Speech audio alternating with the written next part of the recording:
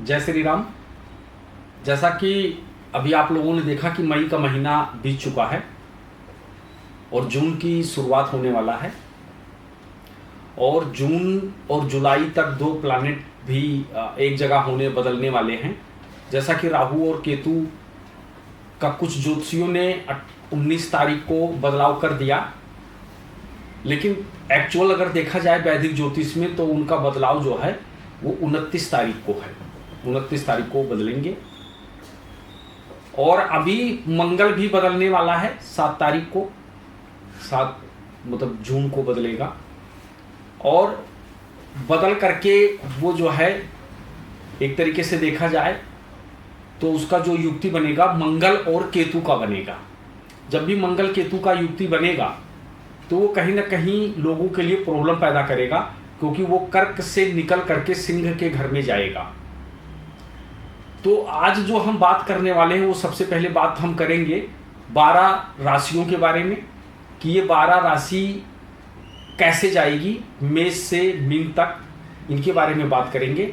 और फिर उसके बाद में हम बात करेंगे कि मंगल और केतु का जो युक्ति है वो लोगों की कुंडली में क्या काम करेगी और उसका कैसे हमको निवारण करना है कि ताकि हमारे को किसी भी प्रकार की कोई दिक्कत ना पैदा हो। तो सबसे पहले नंबर, अगर हम मेष राशि की बात करते हैं तो मेष राशि का जो उनके सहयोगी हैं उनका सहयोग मिलेगा। उनके सहयोग से व्यापार का उनका बढ़ोतरी होगा, सफलता मिलेगी, व्यवसाय से लाभ होगा, कोई नए प्रोजेक्ट, कोई नया अनुबंध उनको मिल सकता है जिसके ऊपर वो कार्य कर सकते हैं। दूसरा बात करते हैं हम वृषभ राशि के बारे में। जैसे वृषभ राशि के बारे में बात करें तो उच्च अधिकारियों से सहयोग मिलेगा और उस सहयोग से उनको व्यवसाय उनका जो है वो फलीभूत होगा। जैसे कोई टेंडरिंग का काम करता है, कोई ठेकेदार है या कोई इस तरीके का काम करता है तो उनके बड़े जो उच्च अधिकारी हैं वो उनको सहयोग कर सकते हैं, उनसे लाभ होगा। दाम्पत्य सुख में वृद्धि होगी, यानी जो दाम्पत्य जीवन में जो कोई दिक्कत आ रही थी उनमें भी उनकी वृद्धि होगी।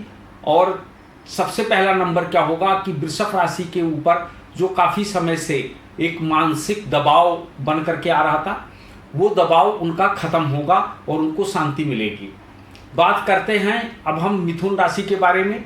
जैसा कि मिथुन राशि जो है वो जो राजनीतिक जो व्यक्ति हैं या राजनीतियों से जो व्यक्तियों से कोई जुड़े हुए हैं तो राजनीतियों लोगों से जो है उनको लाभ मिलेगा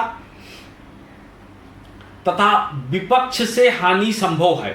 उनका कोई ऐसा विपक्षी हो सकता है, कोई ऐसा विरोधी हो सकता है जो उनको हानि पहुंचा सकता है और वो हानि उनके लिए आर्थिक, मानसिक और शारीरिक किसी भी प्रकार से हो सकता है, तो इसलिए उनको बच करके रहना है।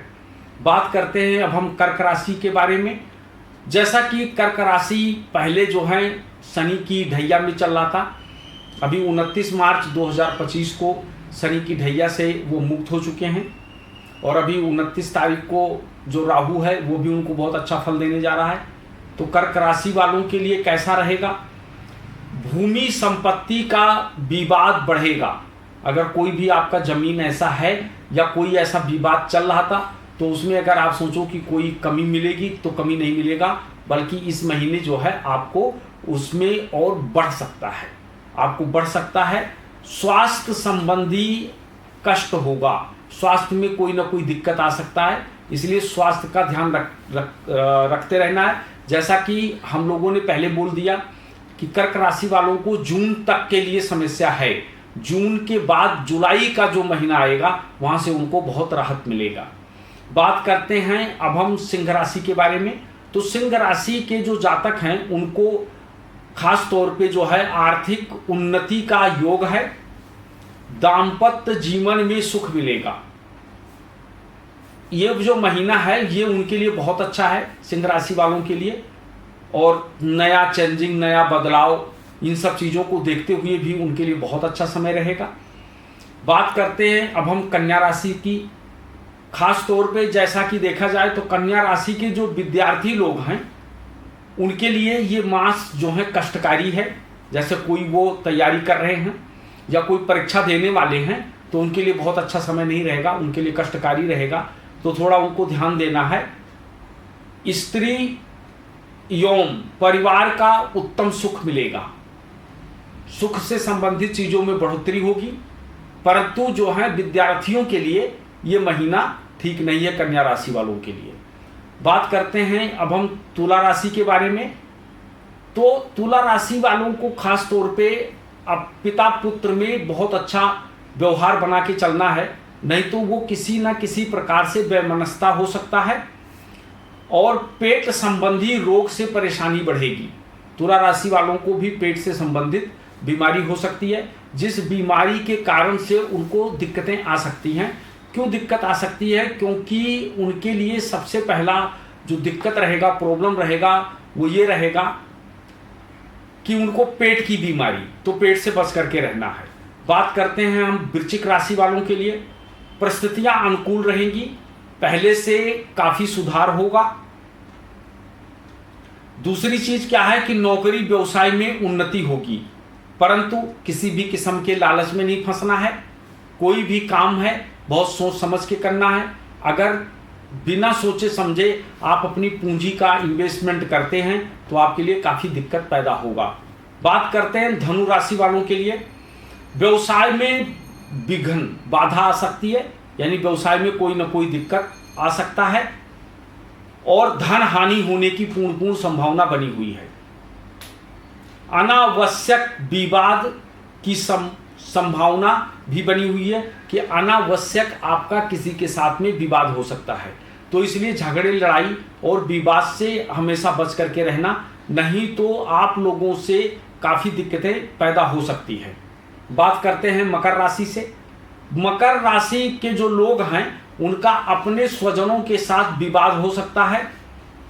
अनावश्यक विवाद की संभावना बन सकती है जिसका कोई मतलब ही नहीं है। आप बैठ करके कहीं कोई बात कर रहे हो, वो कुछ और कहेंगे, आप कुछ और कहोगे, वो क्या होगा कि एक दूसरे को समझ ना पाने की सबसे बड़ी दिक्कत पैदा होगी। इसलिए मकर राशि वालों को किसी भी विवाद में जून के महीने में नहीं पड़ना है, अन्यथा उनको हानि उठाना पड़ सकता है। बात करते हैं कुंभ राशि का। कुंभ राशि वालों के लिए व्यवसाय बहुत अच्छा रहेगा, कारोबार से लाभ होगा, पूंजी का अनावश्यक दुरुपयोग होगा। आपका अपना कमाया हुआ पैसा जो है उसका आप अनावश्यक दुरुपयोग कर सकते हैं, इसलिए किसी भी प्रकार का ऐसा काम मत करना जो अनावश्यक खर्च में फंस करके और आप अपने लिए एक नई समस्या पैदा कर दो। बात करते हैं मीन राशि का। किसी से विवाद की संभावना रहेगी, किसी से कोई भी बात, पुराना लेन देन हो या कोई भी XYZ कुछ भी हो सकता है, जिसके कारण से आपका जो है विवाद संभव है। माता पिता को रोग से कष्ट होगा, यानी माता पिता को कोई ना कोई छोटी मोटी समस्या आ सकती है जिसके कारण से उनको काफी दिक्कतों का सामना करना पड़ सकता है। अब अगर जो हम बात करते हैं कि जैसा कि जून का महीना है, तो जून के महीने में जैसे जून जुलाई ये 2 महीना ऐसा होता है जिनको लोग बहुत ज़्यादा गर्मी का मौसम मानते हैं। तो सबसे पहला नंबर जो आकाश का लक्षण होगा वो क्या होगा कि उत्तर भारत में झुलसाने वाली गर्मी पड़ेगी। उत्तर भारत में बहुत ज़बरदस्त गर्मी पड़ेगी। पूर्वी, पश्चिम तथा दक्षिण में बहुत अच्छी वर्षा होगी, बहुत तगड़ी वर्षा जून में हो सकती है। उसमें राजस्थान जैसे भी जगह है, महाराष्ट्र में है और जो है उसके बाद मध्य प्रदेश है, इन सब प्रदेशों में इतनी ज़बरदस्त बारिश होगी जो काफ़ी सालों का रिकॉर्ड तोड़ देगा। इसलिए अभी इस महीने का जो जून का महीना है, इसमें अगर देखा जाए तो 1 तारीख, 2 तारीख, 4 तारीख, 5 तारीख, 6 तारीख, 7 तारीख, 8 तारीख, ये जो है ये विवाह का मुहूर्त का समय है। ऐसे में जो भी व्यक्ति अपने लड़की लड़के का शादी करना चाहते हैं तो वो कर सकते हैं, उनके लिए कोई दिक्कत नहीं आएगा। अब बात हम ये करते हैं कि जैसा कि इसी महीने में, जून के महीने में मतलब जो है मंगल का बदलाव, यानी कर्क से निकल करके और उसका सिंह राशि में जाना। सर्वप्रथम मेष राशि वालों के लिए क्या करेगा? मेष राशि वालों के लिए पेट की बीमारी देगा और क्रोध देगा। संतान को किसी भी प्रकार की कोई दिक्कत कर सकता है, जैसे पुराना किसी का लव चल रहा था या कोई लव मैरिज करना चाहता था तो उसमें झगड़ा और विवाद हो सकता है, क्योंकि ये जो मंगल आएगा ये बहुत अच्छा इनको फल नहीं देगा। क्यों नहीं देगा? क्योंकि मेष राशि वालों के पंचम भाव में आएगा, तो इसलिए वो दिक्कत पैदा कर सकता है। दूसरा चीज क्या है कि उनको उपाय क्या करना चाहिए? उनको शहद, चावल और उसके साथ साथ में जो है पानी, ये इनका घोल बना करके और शिव जी के ऊपर डालें और वहां पर महामृत्युंजय मंत्र का जाप करें। महामृत्युंजय मंत्र का जाप करने से भी बहुत बढ़िया होगा। और रोज डेली के पूजा में अपने जो है उनको सर्वप्रथम चाहिए कि विष्णु सहस्त्र नाम का पाठ करें। उससे क्या होगा कि ये जो मंगल की जो गोचर है ये उनको बहुत अच्छा फायदा देगा। बात करते हैं अब हम वृष राशि के बारे में। तो वृष राशि वालों के लिए जो ये आ रहा है, ये अगर देखा जाए तो उनके चतुर्थ भाव में जाएगा, जो उनका सुख भाव है, उनके लिए एक चैलेंज रहेगा। और चैलेंज होने के कारण से जो है उनको सर्वप्रथम इस चैलेंज को एक्सेप्ट करना पड़ेगा।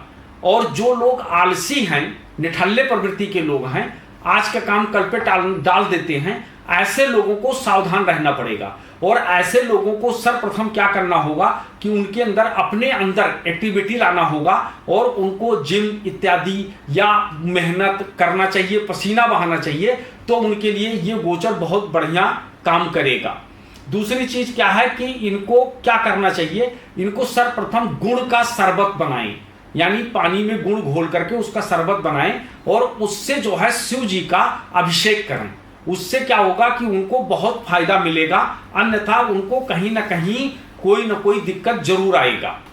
अब अगर हम बात करें तो मिथुन राशि वालों के बारे में, जैसे मिथुन राशि वालों का जो गोचर आएगा ये कहां पे जाएगा? ये मिथुन राशि वालों के लिए जो है तीसरे भाव में जाएगा। जब ये तीसरे भाव में जाएगा तो ये क्या दिक्कत पैदा कर सकता है?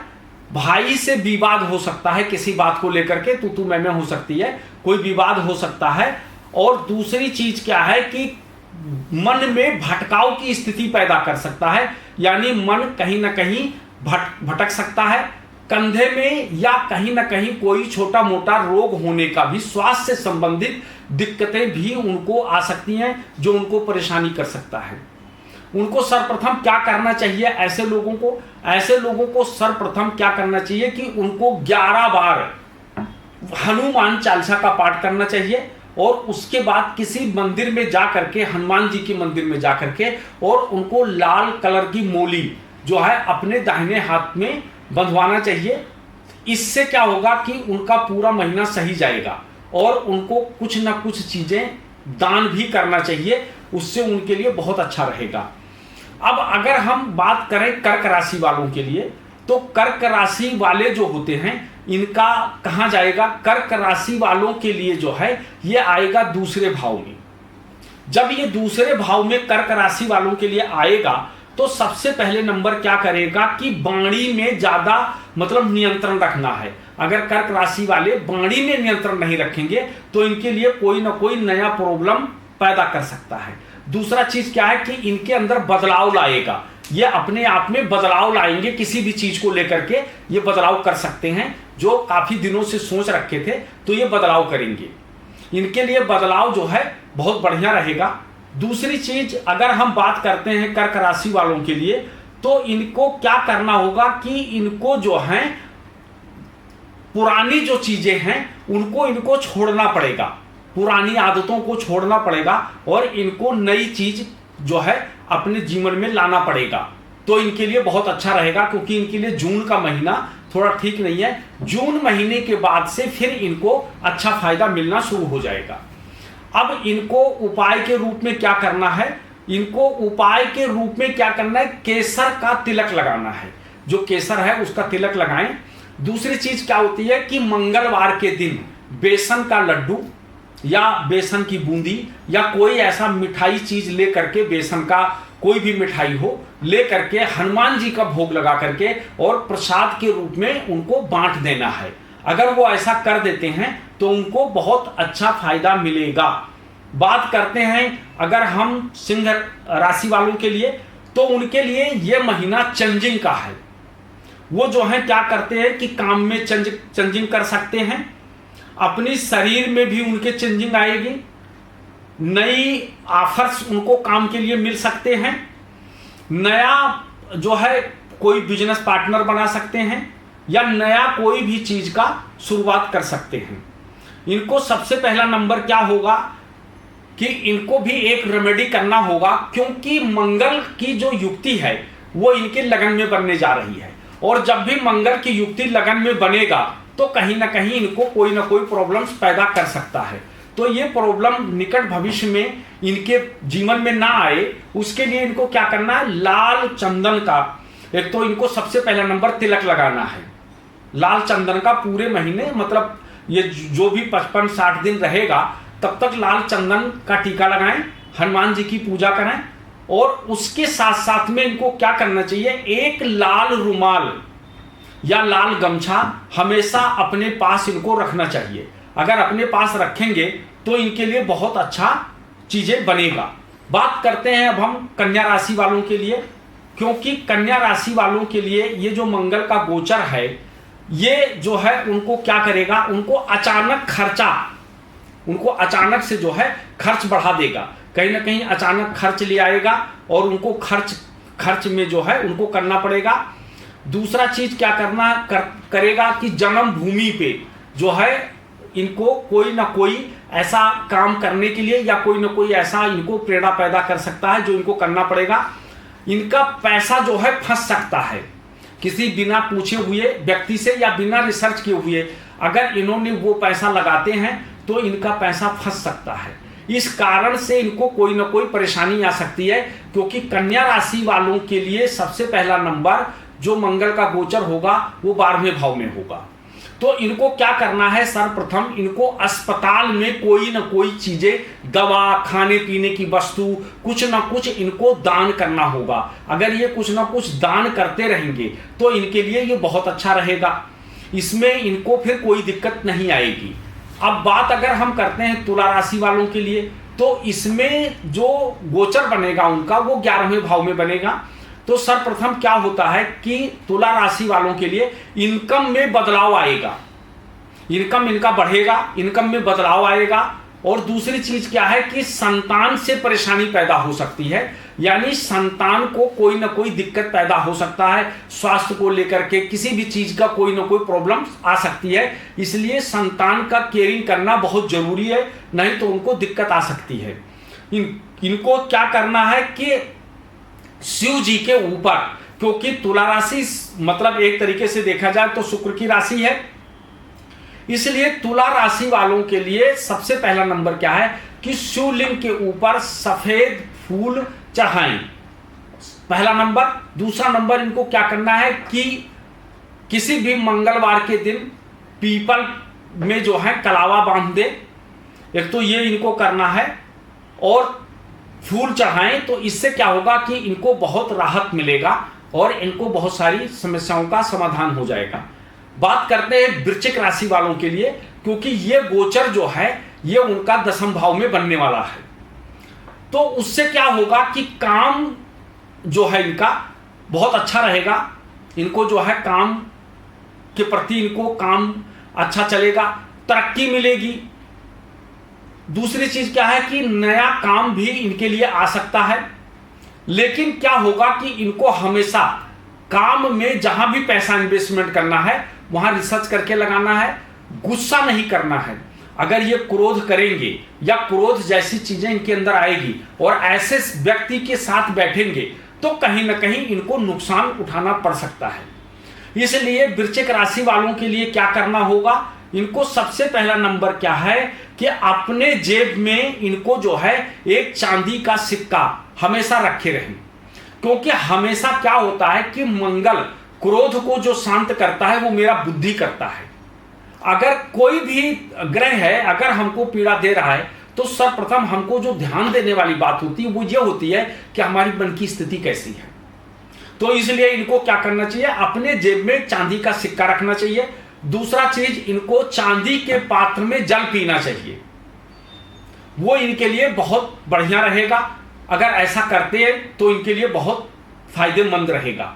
बात करते हैं हम मकर राशि का, तो मकर राशि वालों के लिए जो ये गोचर बनने जा रहा है ये उनके 9वें भाव में बनने जा रहा है। ये नवम भाव का जो गोचर है केतु का और उसके साथ साथ में जो है मंगल का जो है, तो वो क्या करेगा कि सर्वप्रथम इनको जो है पुराने विवाद इनके सामने खड़ा हो सकता है। पुरानी चीजें कोई सा भी हो उससे इनको बचना है। इनका अगर पुराना कोई मुकदमा चल रहा था जो काफी दिनों से लंबित चल रहा था और इनको उसमें जो है फायदा नहीं मिल रहा था, तो अब इनको विजय प्राप्त करने का समय चल रहा है। एक तो उसमें इनको विजय मिलेगा, कोई भी अदालती हो या कैसा भी हो। इनको सबसे पहला नंबर ये 55 दिन तक इनको क्या करना है कि इनको जो कुत्ते हैं उनको भोजन दे, कुत्तों को भोजन देना चाहिए और गाय को जो है रोटी दें। अगर ये गाय को रोटी देते हैं तो इनके लिए बहुत अच्छा रहेगा। 2 चीजें इनको करना है, जंगली कुत्तों को कुछ ना कुछ खाने की चीजें दें और गाय को रोटी दें या गाय को हरा चारा दें, कुछ ना कुछ गौशाला में जाकर के दान कर दें। तो कुंभ जो मकर राशि वाले हैं इनके लिए बहुत अच्छा समय जाएगा ये 55 दिन का। अब बात अगर हम करें तो कुंभ राशि का, तो सर्वप्रथम क्या है कि इनको कुंभ राशि वालों को अपने पत्नी का विशेष ध्यान रखना है, नहीं तो पत्नी से संबंधित चीजों में इनको कोई ना कोई दिक्कत आ सकता है, क्योंकि ये मंगल का गोचर जो है यह अष्टम भाव में होने जा रहा है। तो इस कारण से कहीं ना कहीं पत्नी से संबंधित चीजों को दिक्कत दे सकता है। दूसरी चीज क्या है कि नई चीजों की शुरुआत कर सकते हैं। जो कुंभ राशि वाले काफी दिनों से सोच रहे थे कुछ नया करने के लिए, उनके लिए ये गोचर जो है नया करने के लिए बहुत अच्छा योग बना रहा है। कुछ नई चीज कर सकते हैं, नई चीजों की शुरुआत इनके लिए बहुत बढ़िया रहेगा। इनको भी क्या करना है कुंभ राशि वालों के लिए, सबसे पहला नंबर इनको करना है कि जंगली कुत्तों को, जैसे जो गली के कुत्ते होते हैं, इनको कुछ ना कुछ खाने की चीजें दें। दूसरा चीज इनको क्या करना है, डेली हनुमान चालीसा का पाठ करना है। रोज डेली हनुमान करें, हनुमान जी के मंदिर में जाएं, दर्शन करें और उनको जैसा मैंने बताया बूंदी के लड्डू या बूंदी के जो है प्रसाद इत्यादि हनुमान जी को वितरण करें। उससे क्या होगा, उनको बहुत लाभ मिलेगा। बात करते हैं मीन राशि के बारे में, क्योंकि ये जो मीन राशि वालों का जो गोचर होगा ये कहां जाएगा, ये सीधा जाएगा उनके सप्तम भाव में।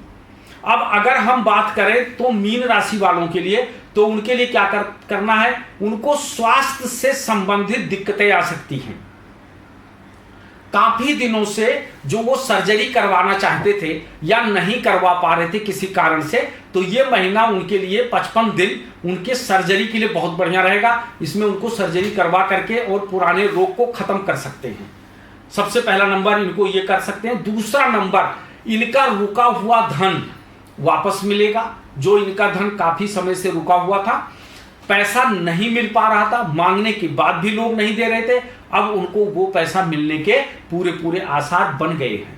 लेकिन उनको सबसे पहला नंबर क्या करना है, जो विशेष ध्यान रखना है, गलत लोगों के अंदर में पड़ करके किसी भी प्रकार का गलत जगहों पर पैसा निवेश नहीं करना है, अन्यथा वो पैसा तुम्हारा चला जाएगा और तुम्हें बहुत प्रॉब्लम का सामना करना पड़ सकता है।